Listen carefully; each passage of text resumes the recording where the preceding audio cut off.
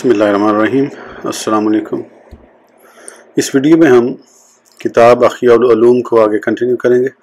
उससे पहले अगर आपने सब्सक्राइब नहीं किया तो सब्सक्राइब कर लें और बेल आइकन प्रेस कर दें।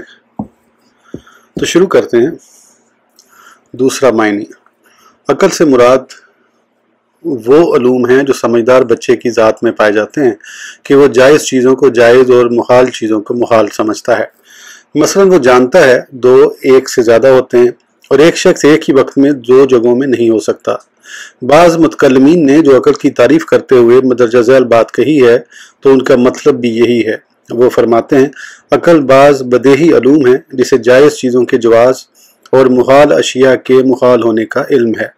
ये भी फ़ी नफ्सा सही तारीफ़ है क्योंकि ये उलूम मौजूद हैं और उन्हें अक्ल कहना भी ज़ाहिर है। अलबत्ता इस कुव्वत का इनकार करना और यूँ कहना कि सिर्फ पुरअलूम बदेही ही मौजूद हैं, ये फासिद ख्याल है।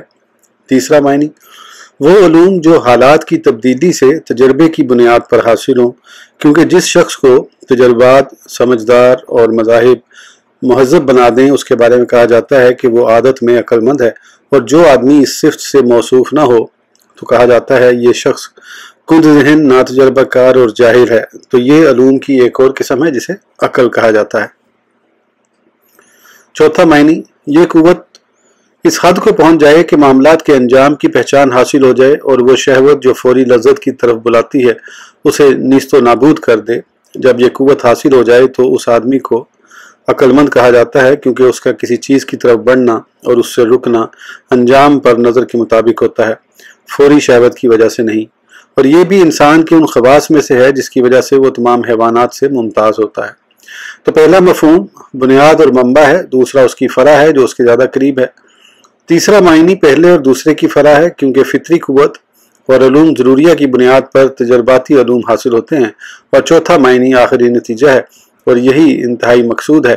पहले दो फितरी और तबई तौर पर हासिल होते हैं जबकि दूसरे दो अमल और इक्तसाब से हासिल होते हैं।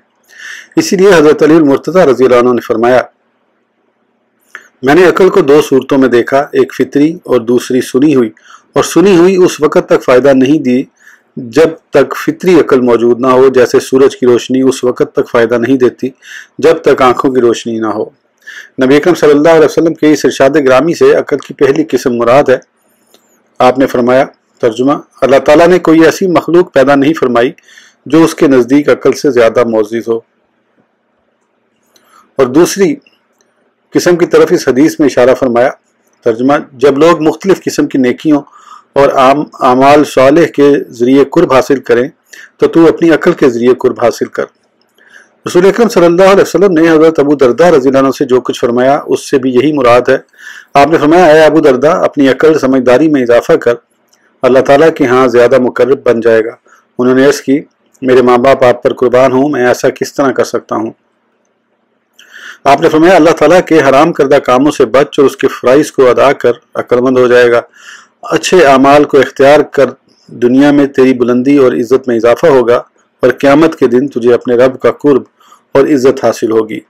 हज़रत सईद बिन मुसैब रज़ी अल्लाह अन्हु से मरवी है, फरमाते हैं कि हज़रत उमर फ़ारूक, हज़रत अबी बिन काब और हज़रत अबू हुरैरा रज़ी अल्लाह अन्हुम रसूल अकरम सल्लल्लाहु अलैहि वसल्लम की खिदमत में हाजिर हुए और अर्ज़ की, या रसूलल्लाह सल्लल्लाहु अलैहि वसल्लम, लोगों में से ज़्यादा इल्म वाला कौन है? आपने फरमाया, वो जो अक्लमंद है। उन्होंने अर्ज़ किया, कौन शख्स ज़्यादा इबादत गुजार है? फरमाया, जो आकिल है।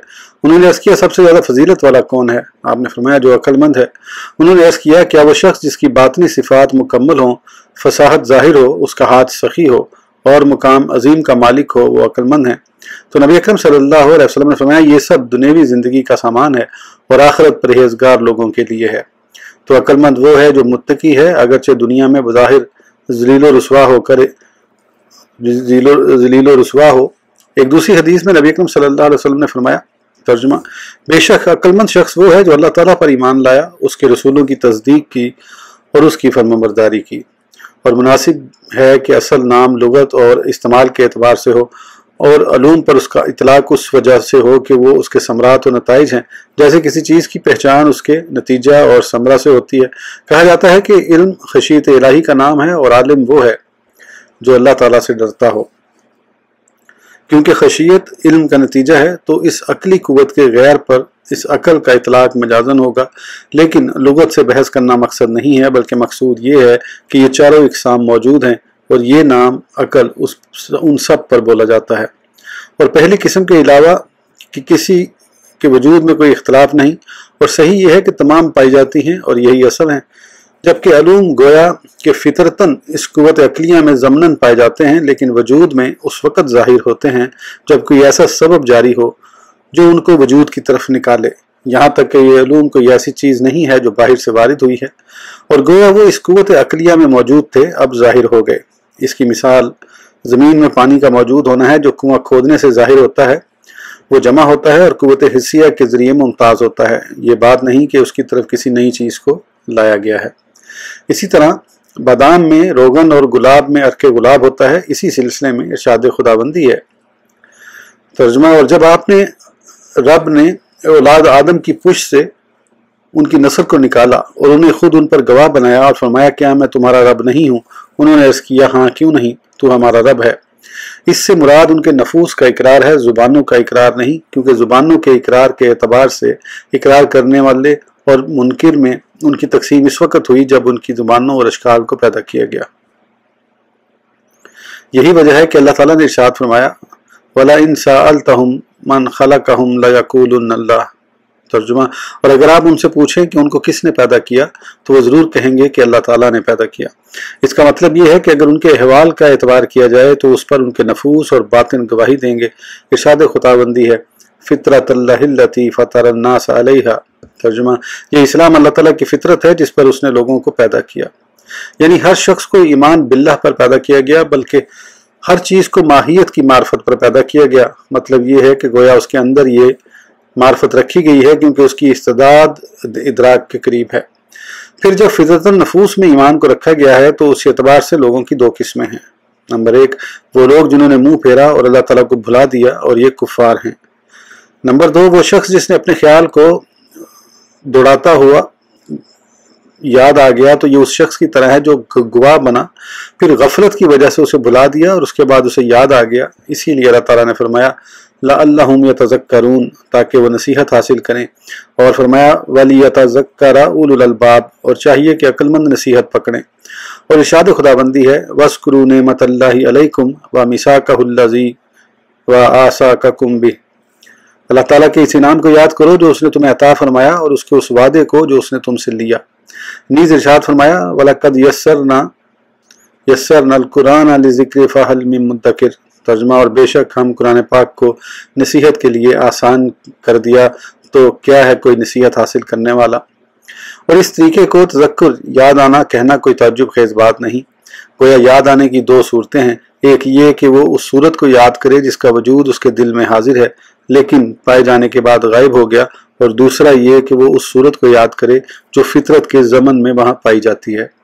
और ये हकाइक देखने वाले को नूर बसीरत से नजर आए हैं, लेकिन उस शख्स पर भारी होते हैं जिसका तकिया तकलीद और समात हो, कश्फ और देखना ना हो। इसलिए तुम उसको देखोगे कि वो इस किस्म की आयात में दीवानापन इख्तियार करता है और तज़कीर नफूस के इकरार के सिलसिले में दूर अस्कार ताबीलात करता है।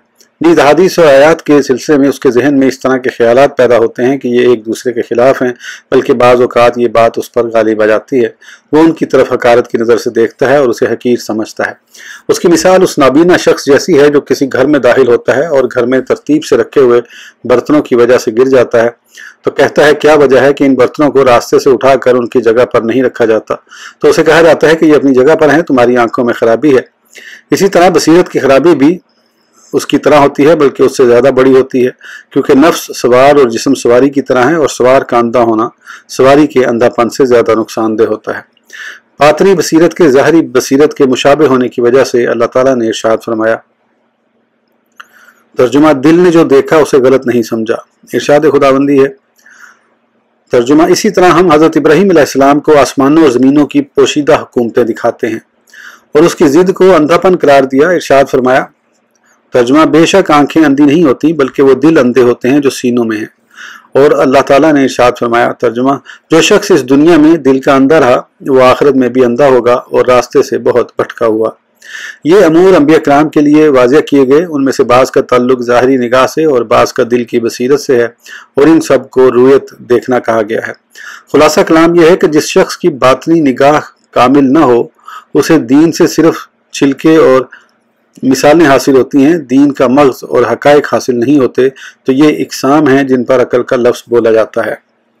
عقل کے اعتبار سے انسانی نفوس میں تفاوت، عقل میں تفاوت یعنی فرق کے سلسلے میں بھی لوگوں نے اختلاف کیا ہے، لیکن جن لوگوں کا علم کم ہے ان کا کلام نقل کرنے کا کیا فائدہ ہے، بلکہ سب سے بہتر اور اہم بات واضح حق کی طرف جلدی کرنا ہے، اور اس سلسلے میں واضح حق ہے کہ کہا جائے کہ دوسری قسم جو جائز امور کے جواز اور محال باتوں کے محال ہونے سے متعلق ضروری علم ہے کے علاوہ عقل کا تفاوت چاروں قسموں میں داخل ہے، کیونکہ جو شخص یہ بات جانتا ہے کہ دو ایک سے زیادہ ہوتے ہیں، وہ یقیناً یہ بات بھی جانتا ہے کہ ایک جسم بیک وقت دو جگہوں پر نہیں ہو سکتا، نیز ایک ہی چیز قدیم بھی اور حادث بھی نہیں ہو سکتی، اور اس طرح کی دیگر مثالیں ہیں۔ نیز وہ امور جن کا ادراک کسی شک کے بغیر ٹھیک ہوتا ہے، لیکن تین اقسام میں تفاوت پایا جاتا ہے۔ جہاں تک چوتھی قسم کا تعلق ہے تو وہ خواہشات کو ختم کرنے کے لیے قوت کا حاصل ہونا ہے، اور اس سلسلے میں لوگوں کے درمیان تفاوت پوشیدہ نہیں ہے، بلکہ ایک شخص کی مختلف حالتوں میں بھی فرق ہوتا ہے، اور یہ فرق کبھی خواہش میں فرق کے باعث ہوتا ہے، کیونکہ عقلمند شخص بعض اوقات بعض خواہشات کو چھوڑنے پر قادر ہوتا ہے اور بعض کو نہیں چھوڑ سکتا، لیکن اس کا چھوڑنا مشکل نہیں ہوتا۔ نوجوان آدمی کبھی زنا کو چھوڑنے سے عاجز ہوتا ہے، لیکن جب بڑا ہو جاتا ہے اور اس کی عقل مکمل ہو جاتی ہے تو وہ اس پر قادر ہو جاتا ہے، جبکہ ریاکاری اور اقتدار کی خواہش بڑھاپے کی وجہ سے کم نہیں ہوتی بلکہ بڑھ جاتی ہے۔ کبھی اس کا سبب اس علم کا تفاوت ہوتا ہے جو اس شہوت کی خرابی سے روشناس کراتا ہے، اسی لیے طبیب بعض نقصان دہ کھانوں سے بچنے پر قادر ہوتا ہے، لیکن بعض اوقات وہ شخص جو طبیب نہیں ہے عقل میں اس طبیب کے برابر ہونے کے باوجود اس پر قادر نہیں ہوتا، اگرچہ وہ یقین رکھتا ہے کہ یہ نقصان دہ ہے، لیکن چونکہ طبیب کا علم زیادہ مکمل ہوتا ہے اس لیے اس کا خوف بھی زیادہ ہوتا ہے۔ پس خوف خواہشات کے قلع کما کے لیے عقل کا لشکر اور سامان جہاد ہے۔ اسی طرح ایک عالم گناہوں کے ترک پر جاہل سے زیادہ قادر ہوتا ہے، کیونکہ وہ گناہوں کے نقصانات کا علم رکھتا ہے۔ اس سے میری مراد عالم حقیقی ہے، محض سبز لباس پہننے اور بیہودہ گفتگو کرنے والے لوگ مراد نہیں۔ اگر خواہش کے اعتبار سے تفاوت ہو تو وہ عقل کا تفاوت نہیں ہوگا، اور اگر وہ علم کی وجہ سے ہے تو ہم نے اس قسم کے علم کا نام بھی عقل بھی رکھا ہے، کیونکہ وہ قوت عقلیہ کو مضبوط کرتا ہے۔ پس اس چیز میں فرق ہوگا جس کی طرف یہ نام لوٹے گا، اور بعض اوقات صرف قوت عقلیہ میں فرق ہوگا جس کی طرف یہ نام لوٹے گا، اور بعض اوقات صرف قوت عقلیہ میں فرق کی وجہ سے تفاوت ہوتا ہے۔ جب یہ قوت مضبوط ہوگی تو وہ یقیناً شہوت کو زیادہ ختم کرنے والی ہوگی۔ تیسری قسم جو تجرباتی علوم سے متعلق ہے، اس میں لوگوں کا مختلف ہونا ناقابل انکار ہے، کیونکہ وہ بات تک زیادہ پہنچنے اور جلد از جلد اس کو پانے کے اعتبار سے مختلف ہیں، اور اس کا سبب یا تو عقلی قوت میں فرق ہوتا ہے یا تجربے میں فرق اس کا باعث بنتا ہے۔ پہلی بات یعنی قوت عقلیہ اصل ہے، اور اس کے اعتبار سے انسانوں میں تفاوت کا انکار نہیں ہو سکتا، کیونکہ وہ ایک نور ہے جو نفس پر چمکتا ہے اور اس کی صبح طلوع ہوتی ہے۔ اس کے چمکنے کا آغاز اس وقت ہوتا ہے جب وہ بچہ اشیاء میں تمیز کرنے کی عمر کو پہنچ جاتا ہے، پھر وہ مسلسل بڑھتا ہے اور اس میں اضافہ ہوتا رہتا ہے، اور یہ خفیہ طور پر تدریجاً بڑھتا ہے یہاں تک کہ یہ نور 40 سال کی عمر کے قریب کامل ہو جاتا ہے۔ یہ صبح کی روشنی کی طرح ہوتا ہے، کیونکہ وہ شروع میں اس قدر مخفی ہوتی ہے کہ اس کا ادراک مشکل ہوتا ہے، پھر وہ تدریجاً بڑھتی ہے یہاں تک کہ سورج کی ٹکیا کے طلوع ہونے کے ساتھ مکمل ہو جاتی ہے۔ نور بصیرت میں فرق آنکھوں کی روشنی میں فرق کی طرح ہے۔ کمزور بینائی والے اور تیز بینائی والے کے درمیان فرق محسوس ہوتا ہے، اور اللہ تعالیٰ نے مخلوق کو تدریجاً پیدا کرنے کا طریقہ جاری فرمایا ہے، حتیٰ کہ شہوانی قوت بچے کے بالغ ہوتے ہی اس میں اچانک اور یکدم ظاہر نہیں ہوتی، بلکہ تھوڑی تھوڑی تدریجاً ظاہر ہوتی ہے۔ اسی طرح تمام قوتیں اور صفات تدریجاً ظاہر ہوتی ہیں، اور جو شخص اس قوت میں لوگوں کے درمیان تفاوت کا انکار کرتا ہے تو گویا وہ عقلی قوت سے خالی ہے۔ اور جو آدمی یہ خیال کرے کہ نبی اکرم صلی اللہ علیہ وسلم کی عقل مبارک کسی دیہاتی اور جنگلوں میں رہنے والے اجڑ لوگوں کی عقل کی طرح ہے تو وہ کسی دیہاتی سے بھی زیادہ خسیس ہے۔ وہ قوت تھیا میں یا تھلیہ میں تفاوت کا کیسے انکار کر سکتا ہے، کیونکہ اگر یہ فرق نہ ہوتا تو علوم کے سمجھنے میں لوگوں کے مختلف درجات نہ ہوتے، اور کند ذہن اور ذہین میں ان کی تقسیم نہ ہوتی۔ کن ذہن وہ ہوتا ہے جو سمجھانے سے بھی نہیں سمجھتا، حتیٰ کہ استاذ کو اس پر بہت زیادہ محنت کرنا پڑتی ہے، اور ذہین وہ ہوتا ہے جو ادنا اشارے سے سمجھتا ہے۔ اسی طرح بعض لوگ کامل ہوتے ہیں جن کو تعلیم دیے بغیر بھی ان سے حقائق امور سامنے آتے ہیں، جیسے اللہ تعالیٰ نے ارشاد فرمایا، اور یہ انبیاء کرام علیہ السلام ہیں، کیونکہ سیکھنے اور سننے کے بغیر بھی ان کے باطن میں نہایت باریک اور پوشیدہ امور روشن ہو جاتے ہیں، اور اسے الہام کہا جاتا ہے۔ نبی اکرم صلی اللہ علیہ وسلم کے اس ارشاد گرامی میں یہی بات بیان ہوئی ہے۔ آپ نے فرمایا، ترجمہ، بے شک حضرت جبرائیل علیہ السلام نے میرے دل میں یہ بات ڈالی کہ جس سے محبت کرنا چاہتے ہیں محبت کریں، کیونکہ آپ اس سے جدا ہونے والے ہیں، اور جب تک زندہ رہنا چاہتے ہیں رہیں، بالآخر آپ انتقال فرمانے والے ہیں، اور جو چاہیں عمل کریں آپ کو اس کا اجر ملے گا۔ اور فرشتوں کی طرف سے نبیوں کو اس طرح کی خبر دینا وحی صریح کے خلاف ہے جو کان کے ذریعے سنی جاتی ہے اور آنکھوں سے فرشتے کو دیکھا جاتا ہے، اسی لیے اس کو دل میں ڈالنے سے تعبیر کیا ہے۔ وحی کے درجات بہت زیادہ ہیں اور ان میں بحث کرنا علم معاملہ کے لائق نہیں، بلکہ اس کا تعلق علم مکاشفہ سے ہے۔ اور تمہیں یہ خیال نہیں کرنا چاہیے کہ وحی کے درجات منصب وحی کو دعوت دیتے ہیں، کیونکہ ممکن ہے طبیب بیمار ہو صحت کے درجات سکھا دے، اور عالم کسی فاسق کو عدالت کے درجات کی تسلیم دے، اگرچہ وہ خود اس سے خالی ہو۔ لہذا علم اور چیز ہے اور کسی چیز کو معلوم کرنا دوسری بات۔ ہر وہ شخص جو نبوت اور ولایت کی پہچان رکھتا ہو نبی یا ولی نہیں ہو سکتا، اور نہ ہی تقوی، پرہیزگاری اور ان کی باریکیوں کو جاننے والا متقی ہو سکتا ہے۔ لوگوں کی تقسیم یوں ہے کہ ایک وہ شخص ہے جو ذاتی طور پر آگاہ ہوتا اور سمجھتا ہے، دوسرا وہ شخص ہے جو کسی کے آگاہ کرنے اور سکھانے کے بغیر نہیں سمجھتا، اور تیسری قسم ان لوگوں کی ہے جنہیں تعلیم و تنبیہ بھی فائدہ نہیں دیتی۔ جس طرح زمین کی مختلف صورتیں ہیں، بعض جگہ پانی جمع ہوتا ہے اور اس کے ساتھ طاقتور ہوتا ہے کہ وہ خود بخود چشموں کی صورت میں پھوٹ نکلتا ہے، اور بعض مقامات پر کنواں کھودنے کی ضرورت ہوتی ہے تاکہ وہ نالیوں کی طرف نکلے، اور بعض جگہوں پر کھودنے کا بھی کوئی فائدہ نہیں ہوتا اور وہ خشک جگہ ہوتی ہے۔ اور یہ اس لیے ہے کہ صفات کے اعتبار سے زمین کے جواہر مختلف ہیں، اسی طرح قوت عقلیہ کے اعتبار سے انسانی نفوس بھی مختلف ہیں۔ نقلی دلائل کے اعتبار سے عقل کے مختلف ہونے پر یہ حدیث دلالت کرتی ہے۔ حضرت عبداللہ بن سلام رضی اللہ عنہ نے نبی اکرم صلی اللہ علیہ وسلم سے سوال کیا۔ یہ ایک طویل حدیث ہے، اس کے آخر میں عرش کی عظمت بیان کی گئی ہے۔ فرشتوں نے کہا، اے ہمارے رب، کیا تو نے عرش سے بڑی چیز بھی پیدا کی ہے؟ اللہ تعالیٰ نے فرمایا، ہاں، وہ عقل ہے۔ انہوں نے پوچھا، اس کی قدر و منزلت کیا ہے؟ فرمایا، چھوڑو، اس کے علم کا احاطہ نہیں کیا جا سکتا۔ کیا تمہیں ریت کی گنتی کا علم ہے؟ انہوں نے عرض کیا، نہیں۔ اللہ تعالیٰ نے ارشاد فرمایا، میں نے ریت کی گنتی کی طرح عقل کو مختلف قسموں میں پیدا کیا۔ بعض لوگوں کو 1 دانہ دیا گیا، کچھ کو 2 دانے دیے گئے، ان میں سے بعض کو 3 اور 4، اور بعض کو ایک پیمانہ جس میں 8 سیر غلہ آتا ہے، اور بعض کو 1 وسق یعنی 60 سا غلہ، اور بعض کو اس سے بھی زیادہ دیا گیا۔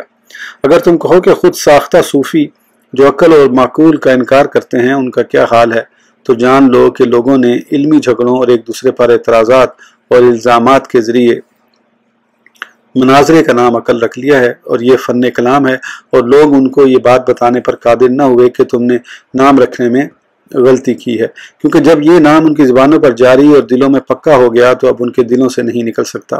لہذا انہوں نے عقل اور معقول کی مذمت کی، اور ان کے نزدیک اس سے وہی مراد ہے۔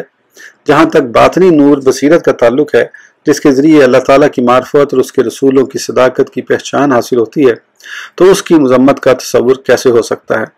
حالانکہ اللہ تعالیٰ نے اس کی تعریف فرمائی ہے۔ اگر اس کی مذمت کی جائے تو پھر کس چیز کی تعریف کی جائے گی؟ جب شریعت قابل تعریف ہے تو شریعت کی صحت کا علم کیسے حاصل ہوگا؟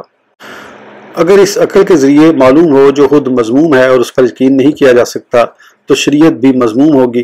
اس شخص کی طرف توجہ نہ کی جائے جو کہتا ہے کہ اس کا ادراک یقین کی آنکھ اور نور ایمان سے ہوتا ہے، عقل کے ذریعے نہیں، کیونکہ ہم بھی عقل سے عین الیقین اور نور ایمان ہی مراد لیتے ہیں، اور یہ باطنی صفت ہے جس کے ذریعے انسان جانوروں سے ممتاز ہوتا ہے، حتیٰ کہ وہ اس کے ذریعے ہر چیز کی حقیقت کو پا لیتا ہے۔ اس قسم کے اکثر مغالطے ان لوگوں کی جہالت کی وجہ سے پیدا ہوتے ہیں جو حقائق کو الفاظ کے ذریعے تلاش کرتے ہیں، تو مغالطے میں پڑتے ہیں کیونکہ الفاظ میں لوگوں کی اصطلاحات مغالطوں کا شکار ہیں۔ عقل کے بیان میں اس قدر کافی اور اللہ تعالیٰ بہتر جانتا ہے۔ اللہ تعالیٰ کی حمد و احسان سے علم کا بیان مکمل ہوا۔ ہمارے سردار حضرت محمد صلی اللہ علیہ وسلم پر اور زمین و آسمان کے ہر منتخب بندے پر رحمت ہو۔ اس کے بعد قواعد عقائد کا بیان ہوگا انشاءاللہ تعالی۔ اول و آخر اللہ وحدہ لا شریک کے لیے حمد ہے۔ اس ویڈیو کے لیے اتنا ہی، پھر انشاءاللہ اگلی ویڈیو میں آگے کنٹینیو کریں گے. اس وقت تک کے لیے اجازت دیجیے. سبسکرائب کرنا نہ بھولیں. اللہ حافظ.